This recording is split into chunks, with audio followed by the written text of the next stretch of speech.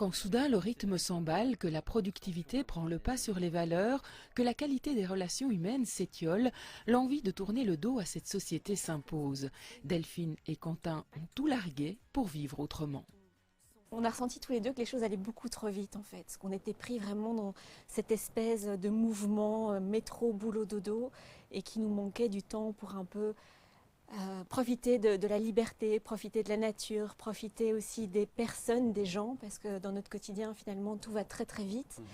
Et on se rend compte qu'on était très peu dans l'échange finalement. On travaillait depuis 10 ans, donc Delphine dans la communication et moi dans l'audiovisuel. Et c'est vrai qu'on travaillait dans des boîtes dynamiques et voilà, où on apprenait beaucoup de choses.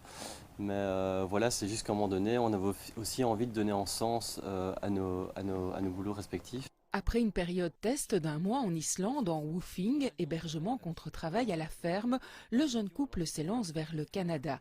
Un chemin émaillé de rencontres hors du commun avec des hommes et des femmes qui ont eu l'audace de vivre leurs rêves. On a fait une première rencontre et puis la personne nous a dit « Mais tiens, je connais quelqu'un qui pourrait être intéressant pour vous, vous devez absolument le rencontrer ». Et de fil en aiguille, notre voyage s'est fait comme ça.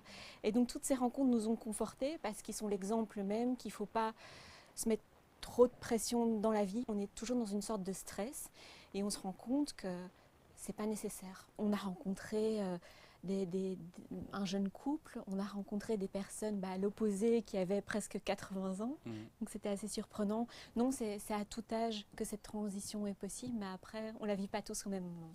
Rien ne se fait sans effort non plus, donc c'est sûr que le message de tout ça, c'est qu'avec de la volonté, du courage, de l'acharnement, on peut y arriver, mais que c'est loin d'être facile. Une année incroyablement riche dans une nature sauvage, des conditions presque idéales, mais changer sa façon de vivre et d'appréhender l'existence peut aussi s'envisager à deux pas.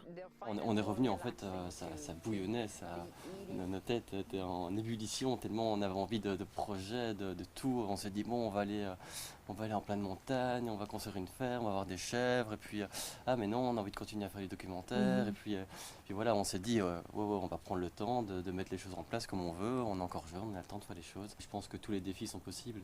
Après c'est sûr que c'est peut-être plus facile de le faire quand on a énormément d'espace autour de nous, mais après le faire en milieu urbain c'est peut-être encore un plus gros défi et c'est aussi une question peut-être solidaire, apprendre à vivre ensemble en communauté et je pense que c'est aussi un énorme défi pour l'avenir aussi. Il aura fallu du temps à Delphine et Quentin pour digérer leur aventure et plutôt qu'un changement radical, c'est par petites touches qu'ils transforment leur vie.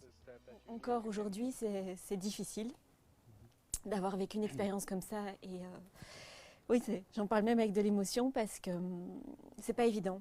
En fait, de connaître cette liberté, d'être dans le contact avec des personnes. On a rencontré des personnes qui en très peu de temps sont devenues des membres de notre famille. Et ce retour à la réalité est pas évident parce qu'on se rend compte qu'on reprend vite les mauvaises habitudes en fait. Moi je suis revenu vraiment avec la ferme intention de me dire bon maintenant, enfin voilà, j'ai travaillé dans la télévision pendant 10 ans, si j'ai plus envie de faire ça pendant 2-3 ans, tant pis, je fais autre chose et je me suis dit bon la menuiserie ça me tente et voilà, j'ai décidé de me lancer là-dedans. Et puis faire de la musique, j'avais jamais touché un instrument de musique de ma vie non plus. Donc voilà, des choses comme ça. On a moins peur de prendre des risques en fait, de se dire tant pis, si on n'aime pas, on fait autre chose et surtout on prend le temps de les faire. C'est une succession de petites actions qui finalement nous confortent dans l'idée qu'on est plus heureux et donc des petits succès amènent de grands succès en fait. Delphine et Quentin seront ce 16 juin sous la yourte grâce à la collaboration entre l'ASBL Les Terres du Verlion et la Bistrothèque. N'hésitez pas à réserver votre place par mail. Something you love.